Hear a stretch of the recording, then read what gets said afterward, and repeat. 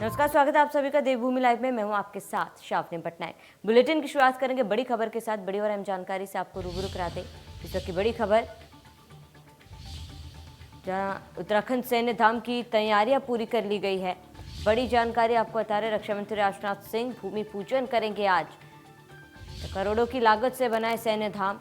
गुनियाल गांव में विशाल सैन्य धाम का निर्माण किया जा रहा है। करीब 63 करोड़ की लागत से सैन्य धाम बनाया जा रहा है। बड़ी जानकारी आपको बता रहे हैं। पर रक्षा मंत्री भूमि पूजन के लिए उत्तराखंड पहुंच रहे हैं और तमाम तैयारियां जो है इसको लेकर कर ली गई है। बड़ी जानकारी, अहम जानकारी, जहाँ पर उत्तराखंड सैन्य धाम की तैयारियां पूरी की गई और रक्षा मंत्री राजनाथ सिंह भूमि पूजन करेंगे। जैसा कि बड़ी जानकारी, गुनियाल गांव में विशाल सैन्य धाम का निर्माण किया जा रहा है। तो 63 करोड़ की लागत से सैन्य धाम बन रहा है और रक्षा मंत्री राजनाथ सिंह भूमि पूजन करेंगे। तो बड़ी जानकारी इस वक्त की आपको बता रहे हैं, हम जानकारी से आपको रूबरू करा दे। इस वक्त की बड़ी खबर आपको बता रहे हैं, जहां उत्तराखंड सैन्य धाम की तैयारियां पूरी कर ली गई है। तो रक्षा मंत्री राजनाथ सिंह भूमि पूजन करेंगे और गुनियाल गांव में विशाल सैन्य धाम का निर्माण किया जाएगा।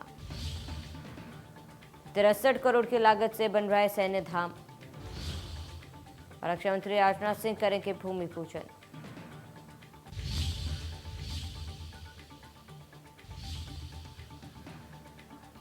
तो भूमि पूजन को लेकर तमाम तैयारियां पूरी कर ली गई है। बड़ी जानकारी आपको बता रहे हैं, रक्षा मंत्री राजनाथ सिंह भूमि पूजन करेंगे, ऐसे में तमाम तैयारियां कर ली गई। गुनियाल गांव में विशाल सैन्य धाम का निर्माण किया जा रहा है और 63 करोड़ की लागत से रक्षा मंत्री राजनाथ सिंह भूमि पूजन करेंगे। बड़ी जानकारी आपको बता रहे हैं, अहम जानकारी, जहां उत्तराखंड सैन्य धाम की तैयारियां पूरी कर ली गई।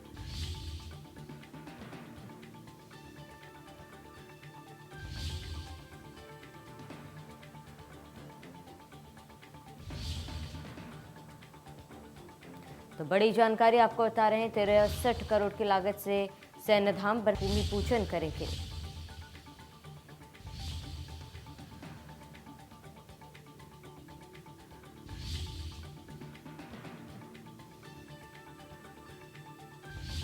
तो बड़ी जानकारी आपको बता रहे हैं, गुनियाल गांव में विशाल सैन्य धाम का निर्माण किया जाएगा। रक्षा मंत्री राजनाथ सिंह भूमि पूजन करेंगे। 63 करोड़ की लागत से बना है सैन्य धाम और तमाम तैयारियां पूरी कर ली गई है।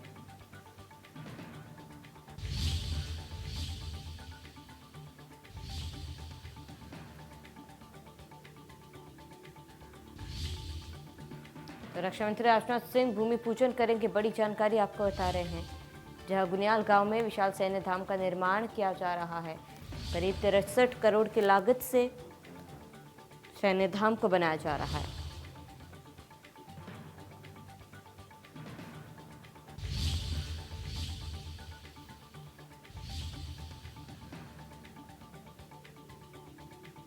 ज्यादा जानकारी के लिए संवाददाता प्रवीण हमारे साथ देहरादून से लाइव जुड़ चुके हैं।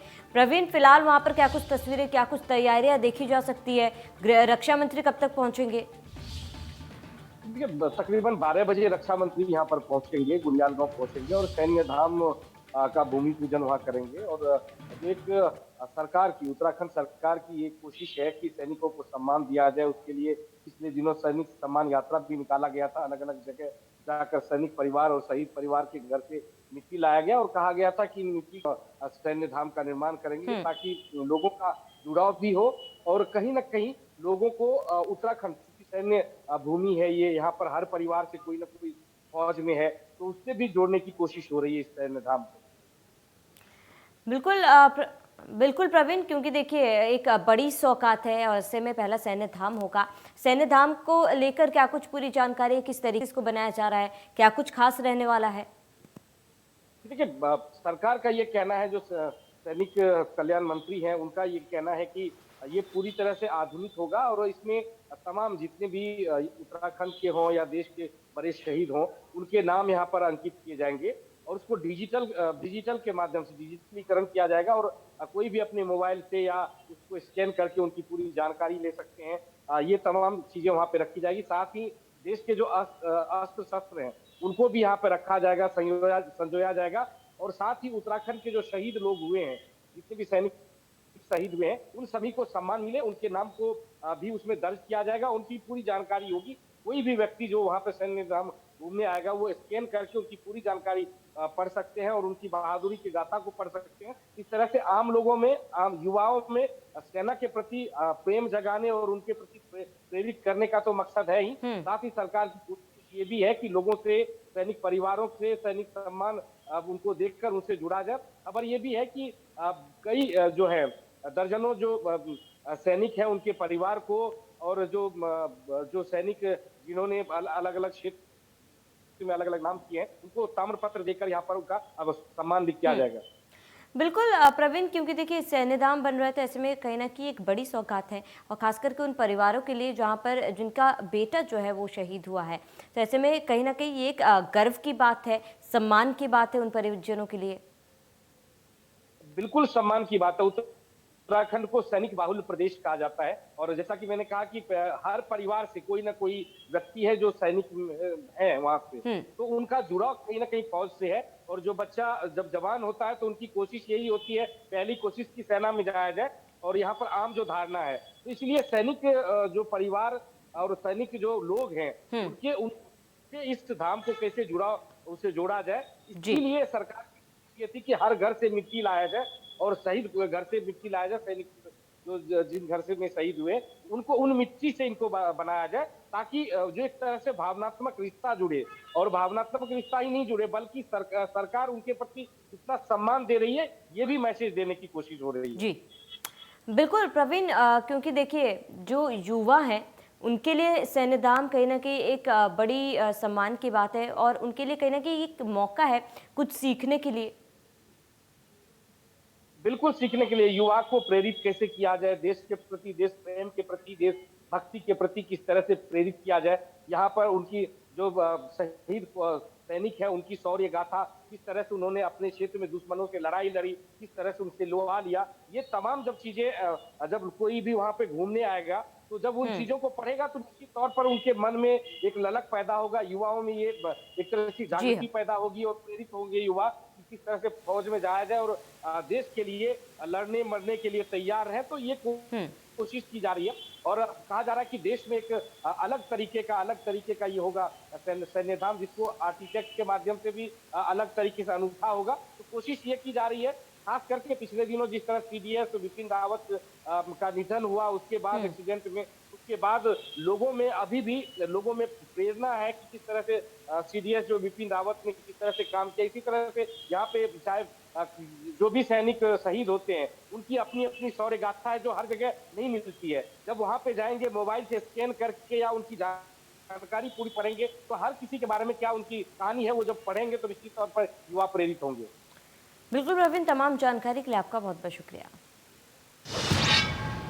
सूबे के पूर्व मुख्यमंत्री त्रिवेंद्र सिंह रावत अपने एक दिवसीय दौरे पर पौड़ी के लैंसडाउन में पहुंचे। यहां पर उन्होंने लैंसडाउन ओल्ड स्टेट एसोसिएशन के नवनिर्मित भवन का शिलान्यास किया। उन्होंने इस दौरान एसोसिएशन के पूर्व सदस्यों के साथ भी बातचीत की। उन्होंने इस दौरान कहा कि आने वाले चुनाव में बीजेपी एक बार फिर 60 सीटों पर जीत दर्ज करेगी। उन्होंने इस दौरान स्कूली बच्चों को भी पुरस्कृत किया। चुनाव नजदीक आते ही बीजेपी कांग्रेस में आरोप प्रत्यारोप का दौर जो है शुरू हो जाता है। सूबे के पूर्व मुख्यमंत्री और बीजेपी के वरिष्ठ नेता त्रिवेंद्र सिंह रावत ने बीजेपी की बड़ी जीत का दावा किया। लोकतंत्र का मेला है, सभी को चुनाव लड़ने का अधिकार है, अपनी बात कहने का अधिकार है। हम इसको इसी रूप में लेते हैं। प्रदेश की जनता बहुत हमारी शिक्षित है, समझती है हर चीज़ को। और उत्तराखंड राज्य की एक खासियत रही है कि कभी भी इसने छोटी सोच को कभी भी महत्ता नहीं दी।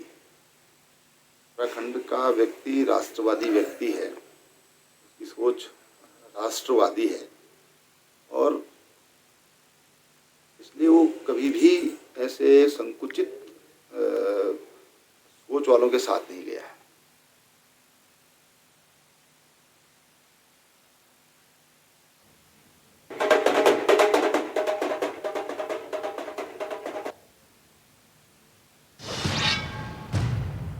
तो जसपुर में कांग्रेस और बीजेपी को बड़ा झटका लगा है। 62 विधानसभा जसपुर की राजनीति में कोहराम मचा हुआ है। 18 ग्राम प्रधान, 1 जिला पंचायत सदस्य आप में शामिल हो चुके हैं। वहीं पूर्व ग्राम पंचायत प्रतिनिधि भी इसमें शामिल हुए। जसपुर विधानसभा से कई पंचायत प्रतिनिधि आप से जुड़ चुके हैं। यूनुस चौधरी के नेतृत्व में आप में शामिल हुए। दिल्ली के सीएम केजरीवाल ने शपथ दिलाई। उत्तराखंड में आए सभी नीतियों को आगे बढ़ाने का काम करेंगे और संकल्प लिया है। जो है शामिल हुए हैं, सब क्या कहना चाहेंगे? बहुत अच्छा है, आम आदमी पार्टी के साथ बहुत लोग जो है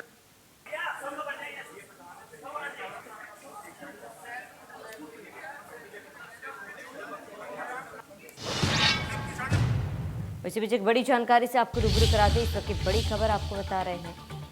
अहम जानकारी पर आईएएस अधिकारियों के तबादले किए गए हैं। बड़ी जानकारी आपको बता दें, चिकित्सा शिक्षा महानिदेशक के पद पर फिर तैनाती हुई है। बड़ी जानकारी आपको बता दें, सी रविशंकर निर्वाचन भेजे गए और आशीष श्रीवास्तव को चिकित्सा शिक्षा महानिदेशक बनाया गया।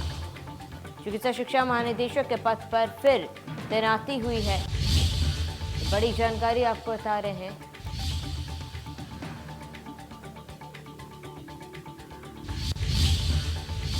उत्तरकाशी के ओलिया गांव में जाते हुए युवक पर भालू ने हमला कर गंभीर रूप से घायल कर दिया। युवक प्रदीप को जिला चिकित्सालय उत्तरकाशी लाया गया है, जिसके चिकित्सकों ने हायर सेंटर दून अस्पताल देहरादून के लिए रेफर कर दिया है। प्राथमिक उपचार के बाद उसे वहां से एम्स ऋषिकेश के लिए रेफर किया गया।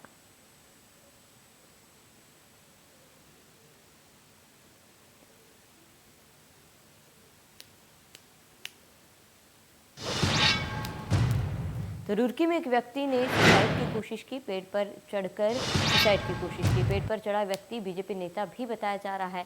भ्रष्टाचार को लेकर काट रहा था अधिकारियों के चक्कर और चकबंदी विभाग में फैले भ्रष्टाचार से काट रहा था चक्कर। सुसाइड की पहले से ही दी थी चेतावनी।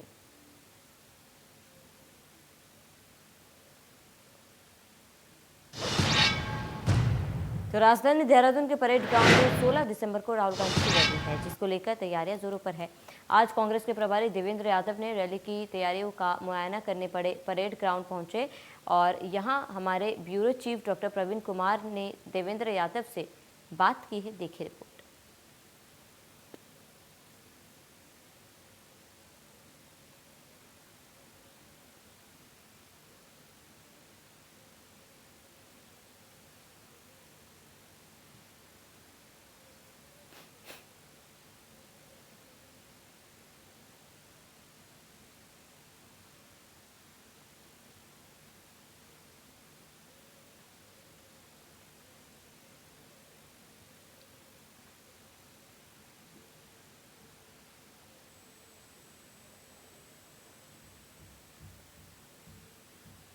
सोलह तारीख को राहुल गांधी देहरादून पहुंचेंगे। सैनिक सम्मान यात्रा नाम दिया गया है और तैयारी यहां पर जोरों से चल रही है। तैयारी को परखने के लिए प्रदेश अध्यक्ष गणेश गोदियाल यहां पर पहुंचे हुए हैं परेड ग्राउंड में। किस तरह की रैली होगी और किस तरह से देखते हैं इस रैली को? इस रैली को और इस जनसभा को विजय दिवस का नाम दिया गया है।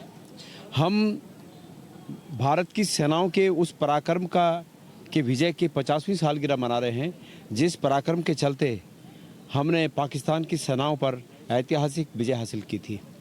उस विजय के पीछे जो इच्छा शक्ति थी वो उस समय की तत्कालीन प्रधानमंत्री इंदिरा जी की इच्छा शक्ति थी।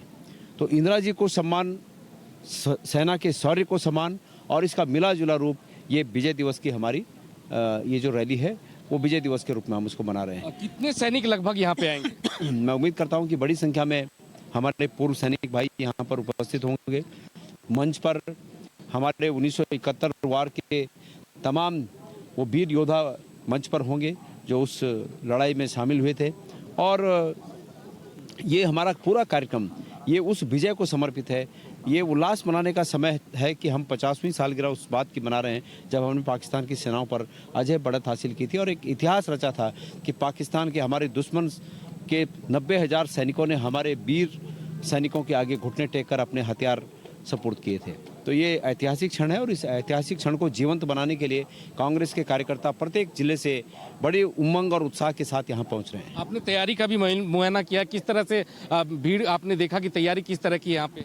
बहुत अच्छा है, सब अच्छे तरीके से सब लोग लगे हुए हैं।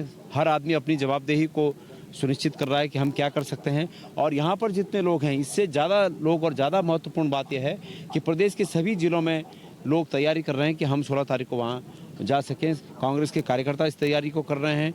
वो लोग जो सेना के सम्मान को, सेना के शौर्य को सम्मान देना चाहते हैं, वो लोग तैयारी कर रहे हैं। वो लोग जो इंदिरा जी की इच्छा शक्ति को सम्मान देना चाहते हैं, वो लोग तैयारी कर रहे हैं। बड़ी संख्या में लोग। क्या इसे कांग्रेस का चुनावी शंखनाद भी माने इस रैली को?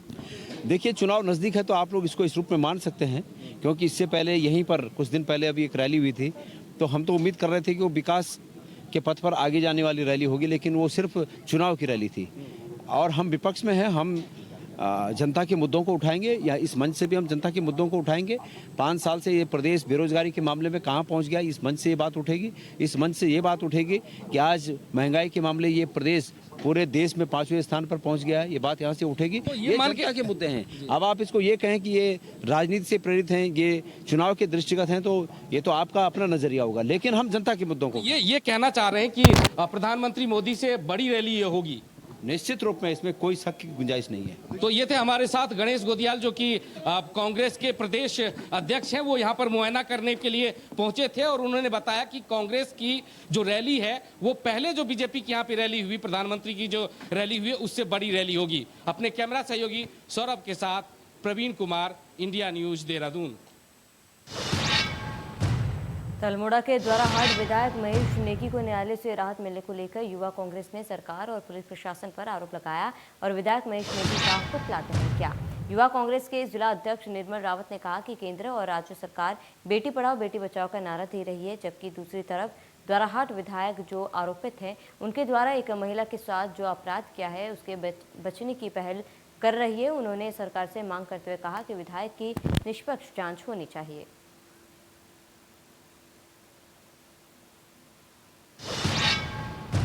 इसके साथ इस बुलेटिन में मेरे साथ इतना ही। देखते रहिए इंडिया न्यूज़।